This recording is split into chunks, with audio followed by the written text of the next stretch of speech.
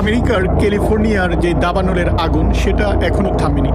এর মধ্যে দেখুন শুক্রবার যে নিউ ইয়র্কের ব্রন্সে অ্যাপার্টমেন্ট কমপ্লেক্সে এরকমভাবে আগুন লাগে। অ্যাপার্টমেন্ট কমপ্লেক্সের উপরের তলায় আগুনের সূত্রপাত হয়।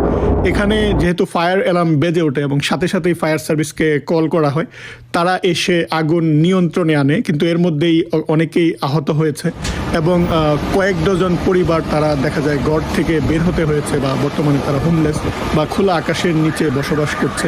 দেখুন যে ফায়ার সার্ভিসের কর্মীরা অক্লান্ত পরিশ্রমের মাধ্যমে এই যে বিশাল বিল্ডিং, এই বিল্ডিংয়ের আগুন তারা নিয়ন্ত্রণে আনতে সক্ষম হয়।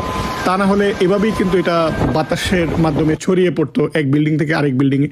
যদিও ক্যালিফোর্নিয়ার মতো ঝোড়ো বাতাস নিউ ইয়র্কে গতকাল ছিল না, কিন্তু তবুও এটা আবাসিক এলাকায় এটা খুবই অর্থাৎ ভয়াবহ।